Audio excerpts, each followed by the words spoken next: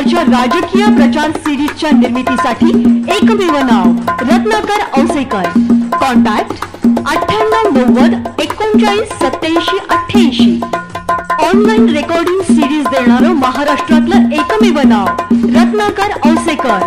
51 आवाजांचा बादशाह Ratnakar Ausekar. Contact 9890398788। Ratnakar Ausekar YouTube channel मध्ये आपल्या सर्वांचं मी स्वागत करतो। आणि मित्रांनो, काल मन व्यथित झालं ज्यावेळेस पुण्याची बातमी अजितदादा पवारांचा मावळ तालुक्याचा तालुकाध्यक्ष राजेंद्र हगवणे म्हणजे राजाभाऊ हगवणे यांच्या सुनेनं आत्महत्या केली ही बातमी टीव्हीवर येऊन झळकली। आणि ती स्टोरी ज्यावेळेस काल दूरदर्शनवर सुरू झाली, अख्खा महाराष्ट्र रडला मित्रांनो। पुन्हा इथं दादा आले। दादा म्हणले, मी काय त्याला मार म्हणलो का? माझं नाव कशामुळं? तर दादा, कारण तुमचं एक वाक्य मला परळीचं आठवलं की तुम्ही सांगितलं की ही गुंडागर्दी हे काहीच चालणार नाही। कार्यकर्त्यांना सज्जड दम दिला तुम्ही बीड जिल्ह्यातल्या परळी तालुक्यातल्या एकाएकाला टायरात घ्यायला मी सांगितलेलं आहे। दादा, उघडा डोळे पहा नीट, हा राजेंद्र हगवणे तुमचा कार्यकर्ता आहे। आता याला तुम्ही टायरात घेणार काय? हा प्रश्न आता तमाम महाराष्ट्रातली 13-14 करोड जनता आता विचारते आहे। तुम्ही तिथले पालकमंत्री, तुम्ही उपमुख्यमंत्री, गृह खातं तुमच्या तालावर चालतं आणि हे आत्महत्या का हत्या याची चर्चा आता महाराष्ट्रात सुरू झाली। आणि हे दादाचेच कार्यकर्ते का? हा प्रश्न निर्माण झालाय। आता राजेंद्र हगवणे आणि त्यांचा मोठा मुलगा फरार आहेत। ते कुठे आहेत हे नक्की सर्वांना माहिती आहे, कुठे असू शकतात हे सुद्धा सर्वांना माहिती आहे। पोलिसांना माहिती का? दादांना माहिती का? कार्यकर्त्यांना माहिती का? घरातल्या परिवारांना माहितीत का ते कुठे असू शकतात? हे सर्व माहित असताना सुद्धा हे फरार। जसं संतोष देशमुखच्या हत्येच्या मध्ये कृष्णा आंधळे अजून फरार आहे, वाल्मिक कराड 22 दिवस फरार होता आणि पुन्हा वाल्मिक कराडची स्कॉर्पिओ मध्ये थाटत वाजत गाजत मिरवणूक वरात आली आणि त्यानं सांगितलं, पुन्हा व्हिडिओ केला, मी शरण येतोय, लो मैं आ गया। मग तसंच या प्रकरणात होणार आहे का? कारण पुन्हा हा अजितदादाचा कार्यकर्ता आहे, पुन्हा ह्याला संरक्षण मिळणार आहे का? आणि नंतर ज्यावेळेस हे सगळे पुरावे सबूत जिकडं तिकडं सगळं मार्गी लावून वकिलांशी सल्ला मसलत करून अगदी मुहूर्त काढून वाजत गाजत त्याची वरात पुन्हा व्हिडिओ टाकून की मैं आ रहा हूं, लोस पकड़ ले तो पकडना है तो पकड़ लो। दादा, या महाराष्ट्रामध्ये काल ज्या 2 महत्वाच्या घटना घडल्या आहेत, एका मुख्याध्यापिकेनं आपलाच प्रियकर शिक्षकाची हत्या केली, त्याला जाळून मारलेलं आहे। आणि याच महाराष्ट्रात काल एक हुंडाबळी झालेला आहे। सत्तामधून संपत्ती आणि संपत्तीमधून पुन्हा सत्ता। त्या वैष्णवीच्या वडिलांचे अश्रू थांबत नव्हते काल, त्याच्या आईचे अश्रू थांबत नव्हते।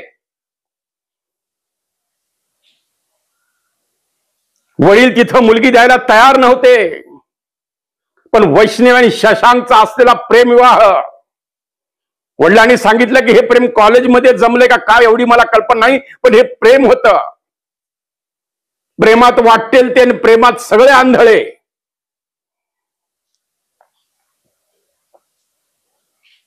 वडिलांनी लग्न दुसरीकडे जमवण्याचा प्रयत्न केला तर शशांकने त्यांना माहिती देऊन सांगितलं की तिचं माझं प्रेम आहे आणि तुम्ही तिच्याशी लग्न करू नका. त्याचे फोटोग्राफ सहित त्यांना पाठवले आणि ब्लॅकमेल करण्याचं काम या हगवणे परिवारानं केलेलं आहे. म्हणून मी अजितदादांना रोखठोक मध्ये विचारतोय की अजितदादा आता यांना टायरात घेणार का?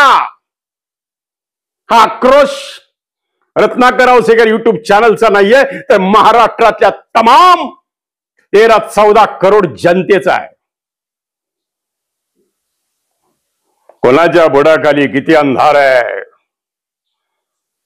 सैराट मधला डायलॉग तुम्हाला आठवत असेल मित्रांनो. त्यामुळं आता ह्या मोठ्या मोठ्या राजकीय धेंडांच्या बुडाखाली किती अंधार आहे, बडा घर पोकळवासा. म्हणून मी माझ्या टायटल दिलेलं आहे की दादा घालणार का यांना टायरात, घालणार का टायरात हगवणीची वरात. ज्या मुलीच्या वडिलांना करोडो रुपये खर्च करून हे लग्न केलं, राजेशाही थाटात केलं, मागण्यापेक्षाही जास्त दिलं.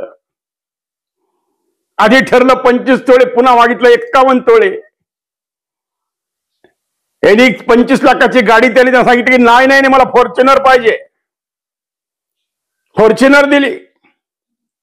मग या हगवणे परिवाराचा डोळा त्या वडील त्या मुलीच्या बापाच्या संपत्तीवर होता का हा प्रश्न पडलाय. त्यांना मुलगी पाहिजे होती का संपत्ती पाहिजे होती? आणि ही मुलीनं स्वतः घेतलेला निर्णय आणि प्रेमविवाह असल्या कारणाने तिने त्रास सहन केला. वारंवार पैशाची मागणी. 2 महिन्यापूर्वी 1.5 लाखाचा मोबाईल त्याला घेऊन दिला. येण्यागणीस 50,000 लाख रुपये बाप देत होता.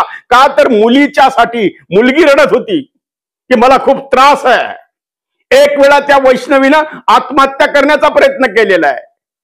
8 महिने ती ज्यावेळेस प्रेग्नंट होती, जी गरोदर होती, त्यावेळेस सुद्धा तिला बेदम मारहाण झालेली आहे. हे सगळं हगवणे परिवारच संशयाच्या भवऱ्यामध्ये आलेलं आहे. काल सुप्रियाताई सुळेंना सांगितलं की परवाच एक काही दिवसापूर्वी कार्यक्रम होता राजेंद्र हगवणेच्या घरी, तर त्यांनी राजेंद्रला स्पष्टपणे सांगितलं म्हणजे राजेंद्र तुझ्या घरच्या थोरल्या सुनेने तुझ्या विरोधात पोलिसात FIR फाडलेला आहे. तू त्यांना छळ करतोस, तुझ्या दोन्ही सुनांचा तिथं छळ होतोय याची बातमी माझ्या कानावर आलेली आहे. त्यामुळे हे मला सहन होत नाही, म्हणून मी तुझ्या कार्यक्रमाला येणार नाही असं खासदार सुप्रिया सुळेंनी हगवणेला स्पष्टपणे सांगितलं. म्हणून सुप्रिया सुळे तुमचं सुद्धा अभिनंदन केलं पाहिजे की तुम्ही स्पष्ट बोलता. खर तर हगवणे परिवार आणि पवार परिवार, शरद पवार परिवार हा फार जुने संबंध आहेत म्हणे त्यांच्या आजोबापासून वडिलांपासून. एवढ्या मोठ्या परिवारामध्ये एवढ्या घटनेमध्ये जर हुंडाबळी होत असेल, अरे तुमच्या तरुणांमध्ये 2 वेळची भाकरी कमवण्याची ताकद नाही, त्या तरुणाचं लग्न केलं कशाला? त्याला फॉर्च्युनर गाडी पाहिजे कशाला? त्याला 51 तोळे सोनं पाहिजे कशाला?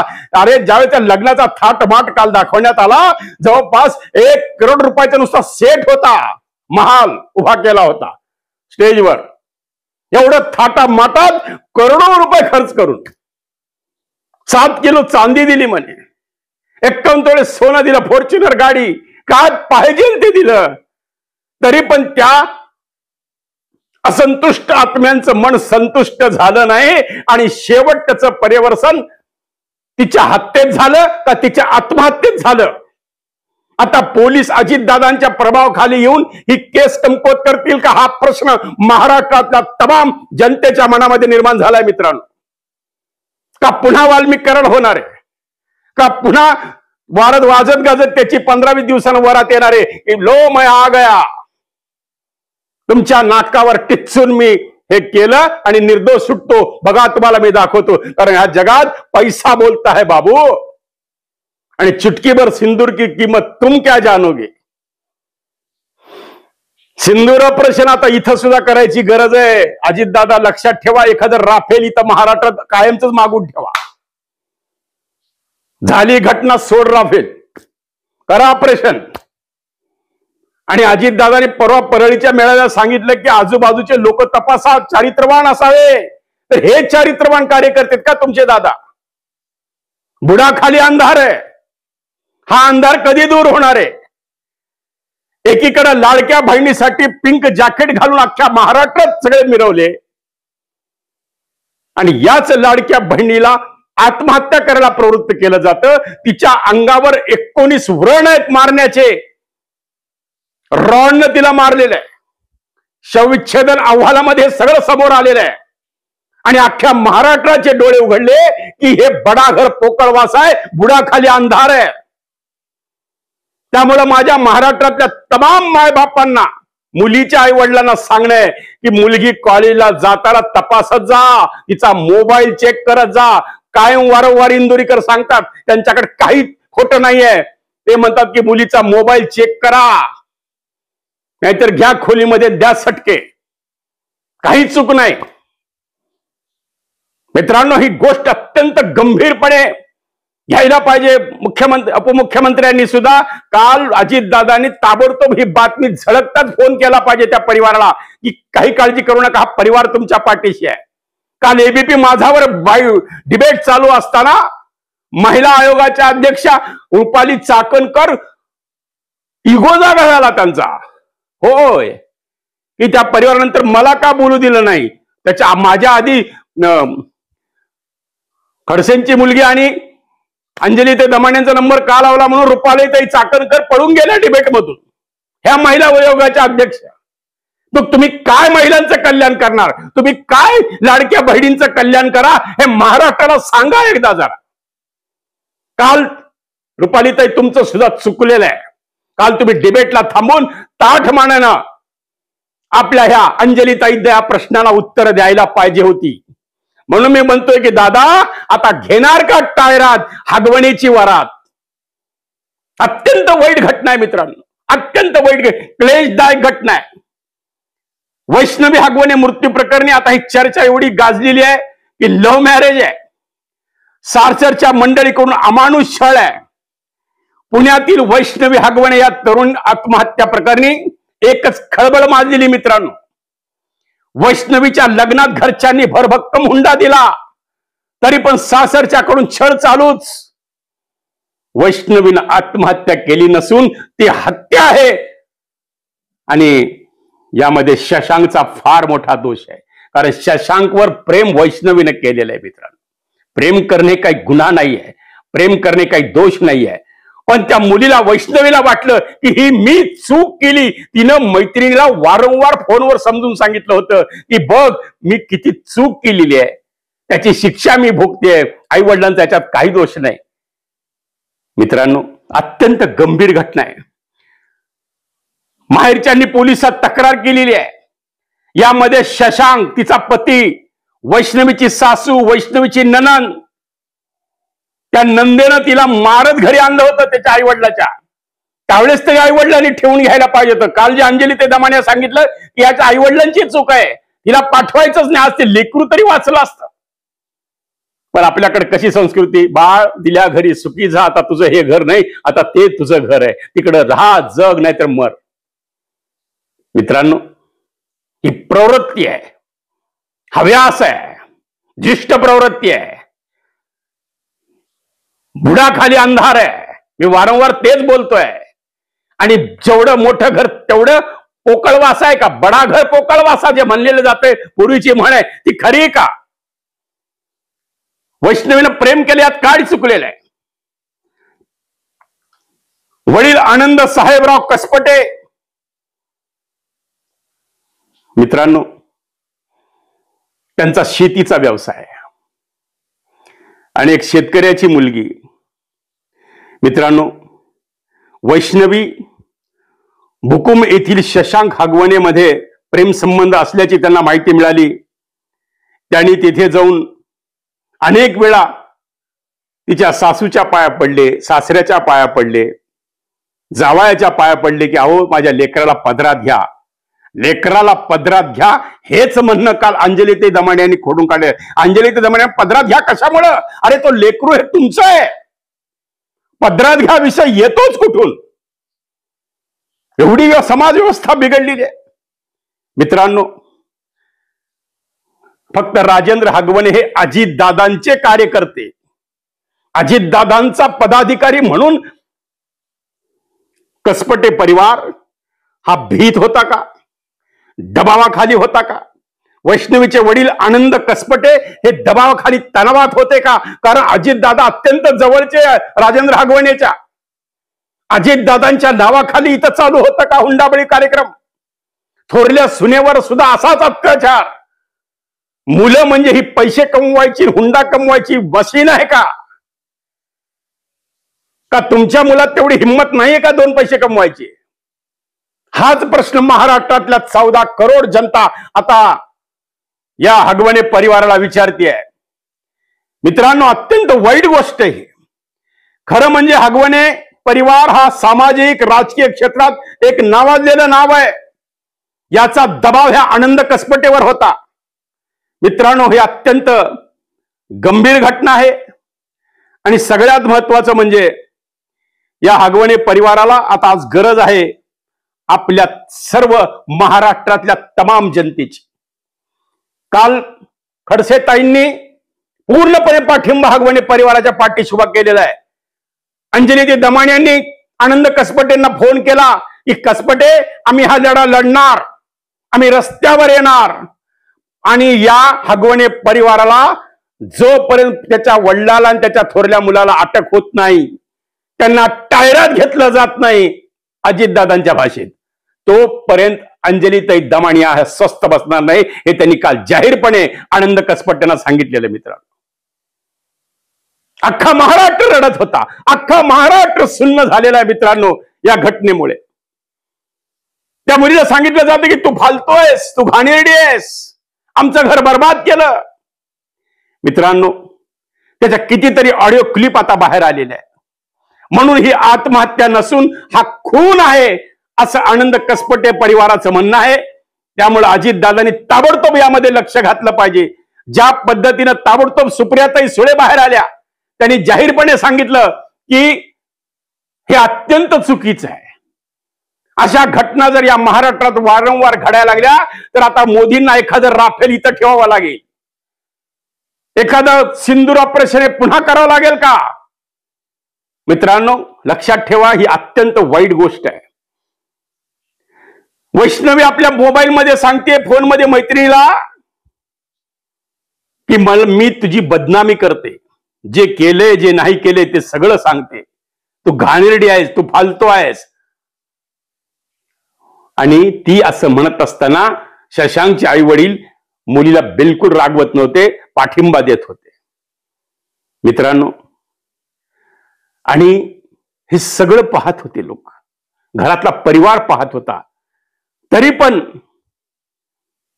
कुठंतरी ही माझी चूक झाली, माझा नवराच कधी माझा झाला नाही असं वैष्णवीचं म्हणणं पडलंय. मित्रांनो, माझा नवराच माझा कधी झाला नाही तर परिवार माझा कसा होईल? लग्न करून मी फार मोठी चूक केली असं तिनं मैत्रिणीला आपल्या अनेक ऑडिओ कॉलमध्ये सांगितलेलं आहे. मित्रांनो, 16 मे 2025 रोजी तिनं आत्महत्या केली आहे आणि हा आत्महत्या नसून हा खून आहे. आणि यामध्ये तिचा पती, सासू, सासरे, ननंद यांनी तिचा जाच केलेला आहे असं आनंद कसपटे हे वारंवार सांगत आहेत. मित्रांनो, अहो, महालक्ष्म्याला शाडूचे मुखोटे असतात, मातीचे मुखोटे असतात हिंदू धर्मामध्ये, तर यांनी चांदीचे मागितले. म्हणजे मागण्याला मर्यादा बघा, लक्षात ठेवा मित्रांनो. ही देखील अत्यंत वाईट गोष्ट आहे. त्यामुळं या संपूर्ण महाराष्ट्राचं लक्ष आता या बातमीकडे लागलेलं आहे.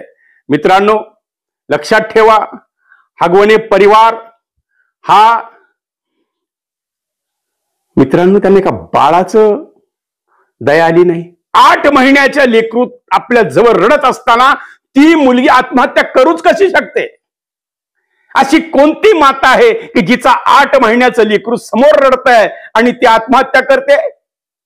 हे कदापिही शक्य नाही असं आनंद कसपटेचं म्हणणं आहे. मित्रांनो, त्या छोट्या बाळाची सुद्धा यांना दया आली नाही. त्या बाळाला सुद्धा कुठेतरी हलवलंय म्हणते. आणि आता त्या बाळाच्या सुद्धा जीवाची भीती आनंद कसपटे परिवाराला वाटतेय मित्रांनो. त्यामुळे महाराष्ट्रातल्या सगळ्या जनतेनं एकमुखानं आपला पाठिंबा या कसपटे परिवाराला दिला पाहिजे. आणि असे हे नतधष्ट आणि एकदम हव्यास असलेले, संपत्तीचा हव्यास, सत्तेचा माज आणि राजकीय दबाव याच्या खाली हे हगवणे परिवारावर हगवणे परिवार दबाव आणत होता का कसपटे परिवारावर, हाच प्रश्न महाराष्ट्राच्या तमाम जनतेला दिला गेलाय मित्रांनो. म्हणून वैष्णवीचे कुटुंब त्या बाळाला आणण्यासाठी गेले तर तिथं बंदूक घेऊन एक माणूस होता. त्यानं दम भरला म्हणे की तुमच्या बाळाचा काही संबंध नाही, तुम्ही जा इथून, हाकलून दिलं त्यांना. अरे वा दादा, आता तरी घ्या ह्यांना टायरात. अरे त्या लेकराला ज्याच्याकडे सोपवलं त्याच्याकडे बंदूक होती म्हणे. कुठून आली ही बंदूक? आपण उपमुख्यमंत्री आहात, करा चौकशा. कोण होता तो गुंड?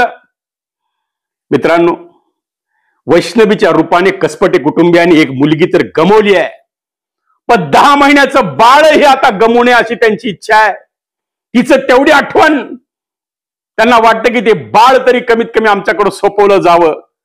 म्हणून आज महाराष्ट्रात प्रचंड रोष निर्माण झालेला आहे.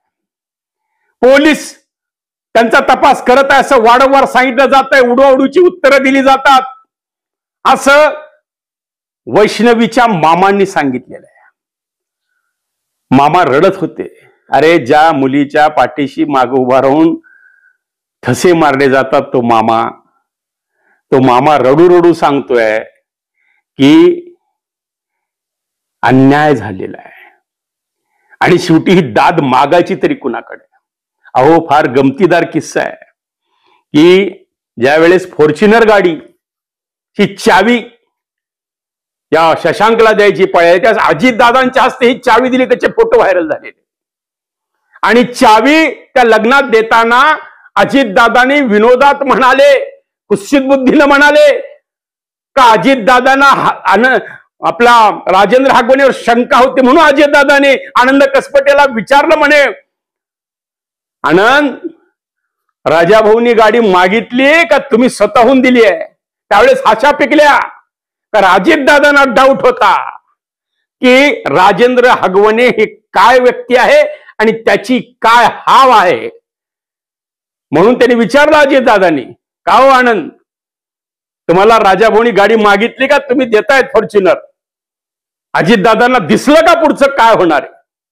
ही शंका आता महाराष्ट्रात. म्हणून अजित दादा, तुम्हाला सगळ्यांना हात जोडून विनंती आहे की तुम्ही कृपा करू यामध्ये लक्ष घाला. ही अत्यंत गंभीर घटना आहे आणि यापुढे आता या लग्न संस्थेवर कोणी विश्वास ठेवेल का? या अशा बड्या परिवारावर कोणी विश्वास ठेवेल का? का बडा घर पोकळ वासा आणि बुडाखाली अंधार असाच वाढत जाईल का? हाच प्रश्न महाराष्ट्रातली तमाम जनता आता या राज्यकर्त्यांना विचारते आहे. या राजकारणाच्या आडून, मोठ्या मोठ्या लोकांच्या नेत्यांच्या आडून, त्यांना लग्नांना बोलून, त्यांना फेटे बांधून, त्यांना शाल पुष्पगुच्छ देऊन आपला दबाव, आपला रुबाब, माझं किती वजन आहे, बघा दादा आले, बघा दादा लग्नाला आले म्हणून जो भाव खाऊन जायचा हा जो प्रकार आहे तो थांबला पाहिजे. आता दादांनी विचार करायला लागणार आहे की कुणाच्या लग्नाला जायचं. दादा, आता कृपा करून कोणाला अशा गाड्याच्या चाय वेळा त्याच्या भानगडीत पडू नका, हे तुमच्यावर शक्त आहे. खरं तर दादा, अजितदादांचा याचा काय संबंध आहे? पण अजितदादांचा तो कार्यकर्ता म्हणून काल सगळ्या चॅनलचा रोष दादांवर. कशामुळं? दादांचा काय संबंध? फक्त दादांनी जी भाषा वापरलेली आहे, एका एकाला टायरात घेणार. आमचं एकच पुन्हा विचारणं आहे की दादा, खरंच तुम्ही या राजेंद्र हगवणे परिवाराला टायरात घेणार का?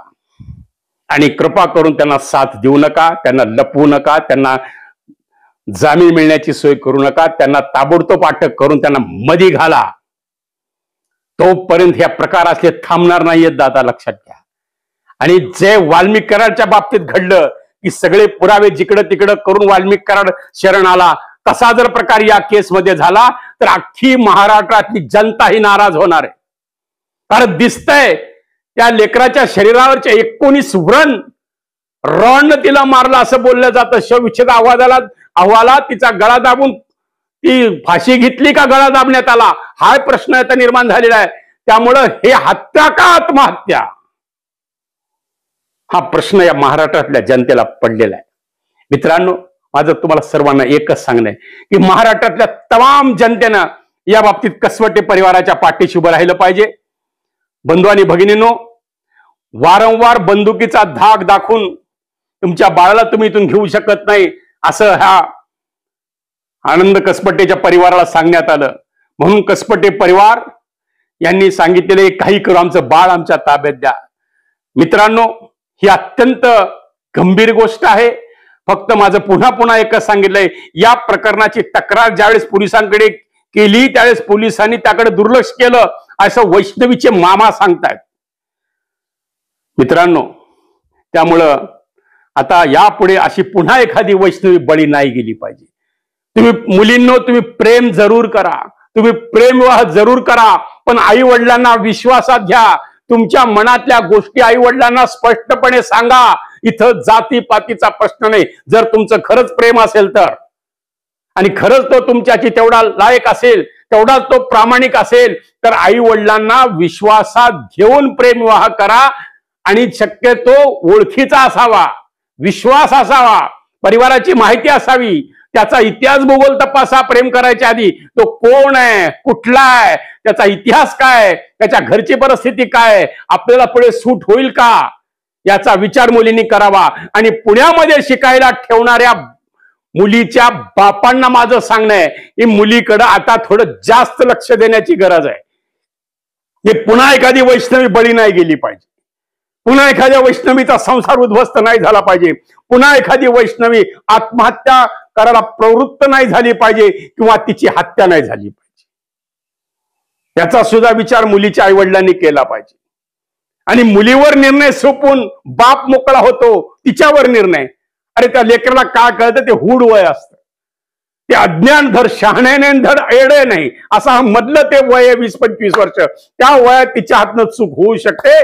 तर अशी चूक तिच्या आईवडिलांनी तरी करू नये. कमीत कमी यामध्ये वडिलांनी दखल घ्यावी, आईनं दखल घ्यावी की तू कुणाबरोबर प्रेम करतेस, त्याचं चरित्र काय आहे याचा अभ्यास करूनच त्या मुलीला प्रेमाची संमती द्यावी आणि आनंदात त्यांचे लग्न लावून द्यावे.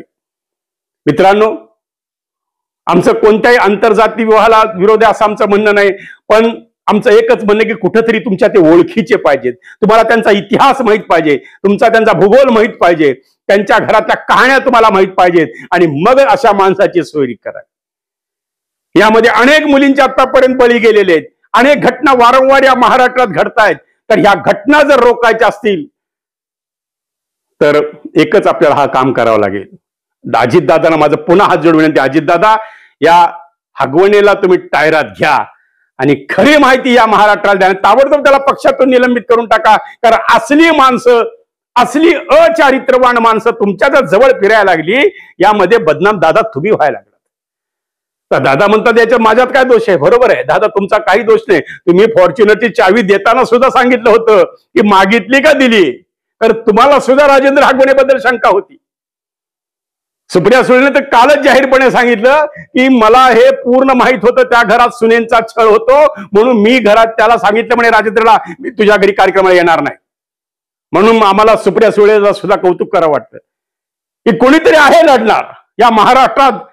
अशा निरपराध लोकांच्या पाठीशी अंजली दमाने असतील, सुप्रियाताई सुळे असेल, रक्षक आपल्या खडसेताई असतील, असे अनेक लोक आता पुढे यायला लागलेले आहेत की जे फक्त काल एका गोष्टीचं वाईट वाटलं की महिला आयोगाच्या अध्यक्षा रुपालीताई चाकणकर का निघून गेल्या, का त्यांनी मीडियाच्या समोर सांगितलं नाही, का अंजलीताईच्या प्रश्नाला उत्तर दिले नाहीत. अंजलीताई दमाने यांनी डिबेटमधून फोन लावण्याचा प्रयत्न केला रुपालीताईंना, त्यांनी फोन नाही उचलला.